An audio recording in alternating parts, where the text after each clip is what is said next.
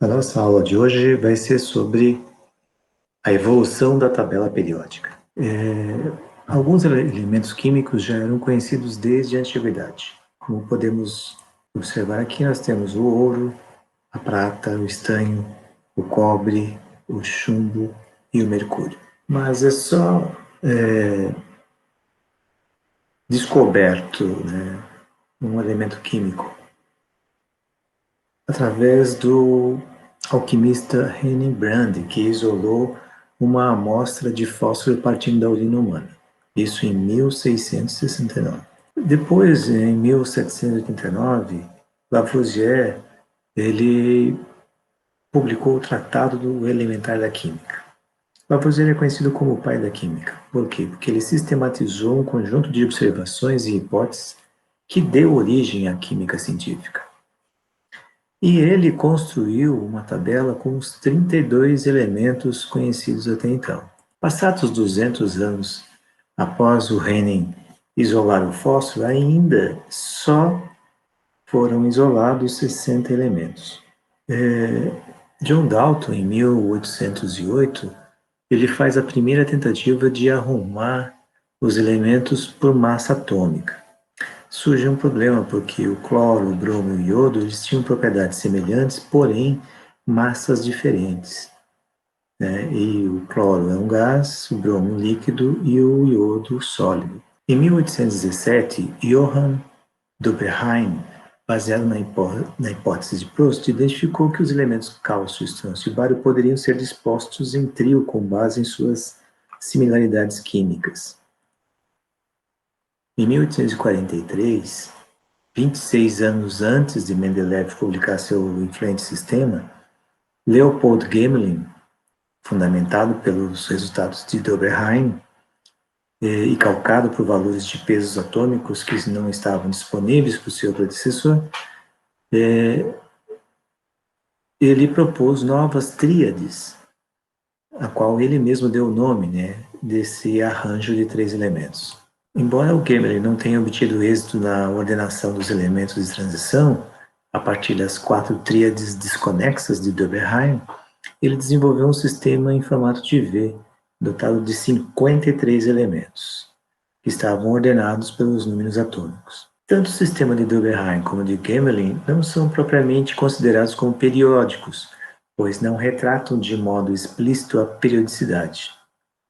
Contudo, o posicionamento das tríades de Gmelin significou um avanço na ordenação dos elementos baseados no crescimento do peso atômico. Em 1862, cerca de 30 anos após Doberein propor as tríades, de Charcot desenhou um gráfico em formato helicoidal, espiral, sobre um cilindro metálico. Ele tomou como referência o peso atômico do oxigênio e dividiu o gráfico em 16 partes iguais. Posteriormente, dispôs os elementos químicos segundo a ordem crescente de seus números característicos. Né? Ele usou os pesos atômicos. E isso ficou conhecido como o parafuso telúrico. A classificação de William Odlin pode ser considerada uma das precursoras mais próximas da tabela periódica atual, visto a semelhança com as tabelas de Lothar Meyer e de Mendeleev. Odlin, em 1864, não só agrupou os elementos com base nas suas características, como também considerou as propriedades dos compostos formados por esses elementos. Como critério de semelhança entre os elementos, Odlin considerou os calores atômicos e a regularidade dos volumes atômicos dos elementos, que foram ordenados em ordem crescente dos pesos atômicos recomendados por Canizaro. Então, aqui nós temos a tabela que ele ordenou. Em 1865, John Newland propôs um outro modelo de tabela, que, por analogia às notas musicais, os elementos poderiam ser agrupados em linhas verticais de 7 elementos, na ordem crescente de suas massas atômicas, assumindo similaridades entre os elementos ao longo das linhas horizontais. Segundo ele, o 8º elemento a ser iniciado na coluna seguinte seria uma espécie de repetição do primeiro, como as oitavas de um piano, a que ele chamou de Lei das Oitavas. A tabela de Meyer. Em 1864, 5 anos antes da primeira tabela apresentada por Mendeleev, Meyer desenvolveu uma tabela composta por 28 elementos, dispostos em ordem crescente de seus pesos atômicos, e que apresentava uma característica em comum, a valência. Na tabela apresentada por Meyer, observa-se espaços vazios, como também há uma interpolação de dados de elementos vizinhos. Em 1870, Meyer apresentou um sistema ortogonal que refletia a periodicidade do volume atômico dos elementos em função dos seus pesos atômicos. Vejam que ele mostra uma periodicidade, onde eles aumentam, diminuem, aumentam, diminuem, aumentam, diminuem, e assim sucessivamente. Em 1868, com base nessa constatação, Meyer elaborou uma tabela que refletia esse comportamento e incorporou-a na segunda edição do seu livro, que foi publicado em 1872. Irrefutavelmente, a principal contribuição de Meyer foi o reconhecimento do comportamento periódico, ou seja, um estabelecimento de um padrão de repetição de uma propriedade dos elementos por meio de um gráfico em função do peso atômico. Em 1869, Mendeleev ordenou os elementos em ordem crescente de seus pesos atômicos e os distribuiu em 8 colunas verticais e 12 linhas horizontais. Esse arranjo, como a gente pode ver aqui, na forma manuscrita e impressa.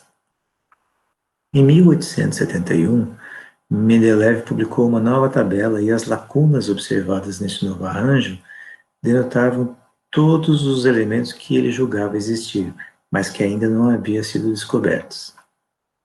Cabe destacar que esse conceito também havia sido usado pelo Meyer. Com base nessa tabela, previu com exatidão as propriedades dos elementos germânio, que ele chamou de eca-silício, e semelhante a Meyer, e do gálio, o eca-alumínio, até então desconhecidos. Pós-Mendeleev, a compreensão da estrutura do núcleo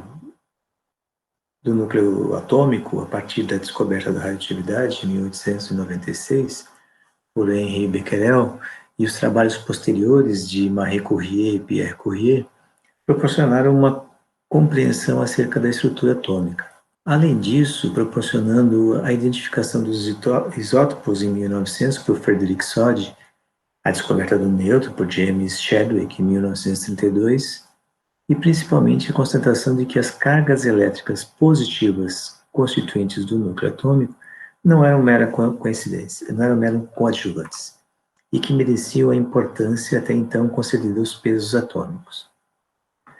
Nessa linha, em 1913, Henry Moseley, ao estudar a emissão de raio-x por átomos de diferentes elementos bombardeados por um feixe de elétrons acelerado por forte campo elétrico, verificou que a radiação X emitida era inerente a cada elemento, quando examinadas determinadas raias do espectro descontínuo dessa radiação. O trabalho de Henry Moseley fez com que o número atômico se tornasse a variável mais importante da lei periódica. E a partir dessa constatação, o periodismo atrelado aos pesos atômicos foi substituído pelo periodismo da função dos números atômicos.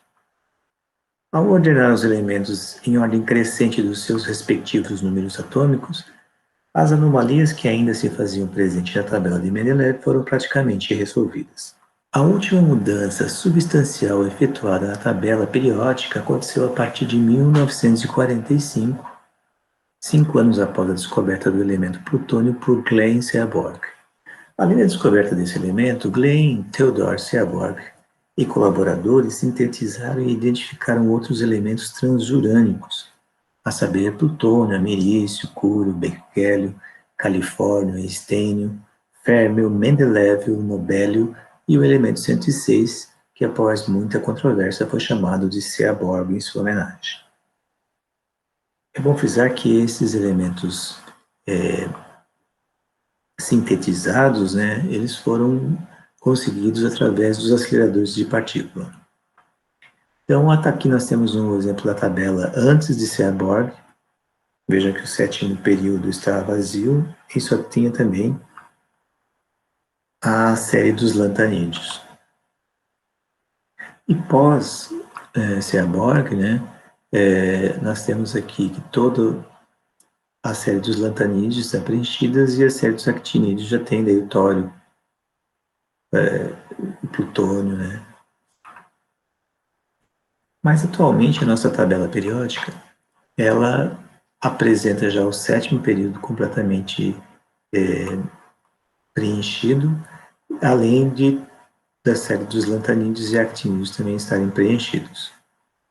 Então essa é a nossa tabela periódica atual, que teve a sua evolução decorrente de todos esses cientistas que ousaram, né, em pensar uma maneira de ordenar os elementos conforme suas propriedades.